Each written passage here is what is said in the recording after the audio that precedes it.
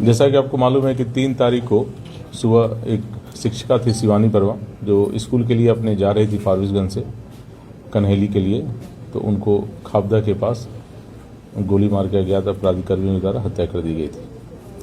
इस केस में उनकी बहन के द्वारा लिखित आवेदन देकर एक जो शिक्षक थे उसी विद्यालय के शिक्षक उनको नामजद करते हुए उनको संदिग्ध उन पर संदेह व्यक्त किया गया था कि इनके द्वारा ही पूर्व से परेशान किया जा रहा था, उसी में इनके द्वारा हत्या कर दिया गया।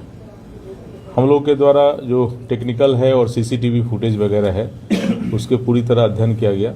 उनका अपराध कर्मियों को जाने का दिशा एवं उनके क्राइम करने के बाद भागने की दिशा में जो भी संभावित सीसीटीवी स्थल थे उस सभी का फुटेज निकाला गया। वो फुटेज का अवलोकन किया गया एवं पहचान करवाया गया। पहचान करने के क्रम में पहचान हुआ कि उसमें एक अपराध कर्मी को लोगों ने पहचाना और बताया कि ये मारूफ नाम का अपराध कर्मी है। मारूफ पेसर ताहिर जो रामपुर का रहने वाला है, फारबिसगंज का, उसकी पहचान की गई। साथ ही साथ उसके साथ एक और मोहम्मद सोहेल पेसर फिरोज रेफरल अस्पताल रोड फारबिसगंज की पहचान की गई। पहचान करने के उपरांत इन लोगों को गिरफ्तार किया गया है, अलग अलग जगहों से गिरफ्तार किया गया है।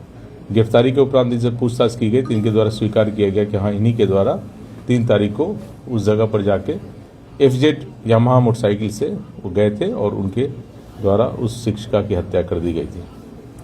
पूछताछ में मालूम चला कि इन्हें हत्या जो करना था वो किसी और शिक्षिका का करना था। वहीं खाबदा के बगल में ही भवानीपुर प्राथमिक विद्यालय है, उसमें एक शिक्षिका पढ़ाती है जिनका अवैध संबंध या कहिए कि दोस्ती फारबिसगंज में ही फारबिसगंज के रहने वाले अपना इलेक्ट्रॉनिक्स है, जनता इलेक्ट्रॉनिक्स का मालिक है, उसके साथ था।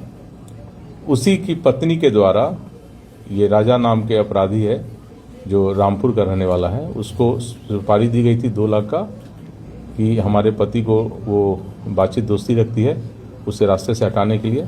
वो भी संजोगवश वो शिक्षिका भी उसी रूट से जाती है और स्कूटी से ही जाती है, तो उसी का लोकेशन ये लोग दिया गया था इसको मारने के लिए। और उसी मारने के कारण उसी का पीछा करते हुए ये लोग पहले से क्रिमिनल जो दोनों था ताहिर और सोहेल और सोहेल और मारूफ दोनों पहले से वहाँ इंतजार कर रहा था। चूंकि जहाँ वो पॉइंट देखे होंगे वहाँ से दोनों स्कूल जाने का रास्ता है, तो वहीं पर पहले से इंतजार कर रहा था। जैसे स्कूटी आते हुए दिखा इसको लगा कि ये वही शिक्षिका है जिसको उसको मर्डर करना है, और उसने रोक के और उस पर गोली चला दिया और वो घटनास्थल पर ही मौत हो गई। इसमें दोनों शूटर जो हमारे थे उनको गिरफ्तारी की गई है। उनके स्वीकारोक्ति बयान के आधार पर घटना में जो प्रयोग किया गया था देसी कट्टा, उसकी बरामदगी की गई है। साथ ही साथ घटना में जितने भी मोबाइल यूज़ किए गए थे वो सारा बरामद किया गया है। घटना में जो मोटरसाइकिल यूज़ किया गया था FZ यामाहा, वह भी रामपुर से बरामद कर लिया गया है। और वो जो FZ था वो भी किसी अन्य व्यक्ति का था जो वहीं एक निजी अस्पताल में काम करता है, उसका मोटरसाइकिल था जिसे मांग के ले गया था ये क्राइम करने के लिए। तो ये सारा चीज़ की गिरफ्तारी हो गई है। लगभग ये केस जो है पूरी तरह खुल चुका है। इसमें कुछ जो अपराध कर्मी अभी बचे हुए हैं जिनकी गिरफ्तारी किया जाना शेष है, जो लाइनर का काम किए हैं और जो सेटिंग का काम किए थे उनकी गिरफ्तारी किया जाना शेष है। बाकी जो मारने का जो प्लानिंग में हिस्सा थी जो लेडीज़, वो भी गिरफ्तार की गई है। हुस्न आरा पति मोहम्मद साकिर, उसकी भी गिरफ्तारी की गई है और इन तीनों को जेल भेजा जा रहा है। इसमें जो प्रथम दृष्टया जो हम लोग को नामजद अभियुक्त जिसको संदेह के आधार पर बनाया गया था उसके विषय में भी जांच पड़ताल किया गया है पूरी तरह। चूंकि प्राथमिकी अभियुक्त है तो हम लोग उसे डिटेन करके पूछताछ कर रहे थे, लेकिन उसके विरुद्ध अभी कोई हमारे पास साक्ष्य इस मर्डर केस में हाथ होने का साक्ष्य अभी तक नहीं आया है। और ये जो मर्डर किया गया था, आप लोग जैसे पता चली गया कि ये मर्डर पूरी तरह किसी और का मर्डर करना था, किसी और शिक्षिका का, और वो गलतफहमी में इसी को समझ के इसका मर्डर कर दिया गया। इसमें जो 3 गिरफ्तारी हुई है, इसमें जो एक अपराध कर्मी है जो वो वहाँ का जो स्थानीय आपके यहाँ का कोई मुखिया है, वो भी पहले से आपराधिक चरित्र का व्यक्ति रहा है, उसी का भतीजा है वो। उसको जैसा भी हमको मालूम चला अनुसंधान में कि उसको पनाह देने का काम वो कर रहा है। तो ऐसे लोगों पर भी कार्रवाई की जाएगी जो भी अपराध कर्मी को पनाह देंगे और अपराध को छिपाने का प्रयास करेंगे, अपराधी कर्मियों को संरक्षण देंगे, उनके विरुद्ध भी कार्रवाई की जाएगी। मुखिया का नाम से बताइए। रामपुर कौन है? दक्षिण रामपुर दक्षिण का मुखिया है, उसी का भतीजा है ये।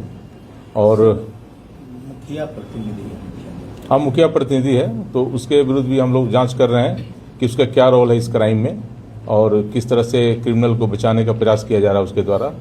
और दूसरी बात कि यह भी मालूम चला है कि इन लोग के द्वारा बहुत ज़्यादा इस तरह से कॉन्ट्रैक्ट किलर जो पैसे लिखे किया गया है, तो पूर्व में भी इनका आपराधिक इतिहास क्या रहा है इन लोगों का और किस तरह से क्राइम करते हैं, ये भी पता लगाने का प्रयास किया जा रहा है।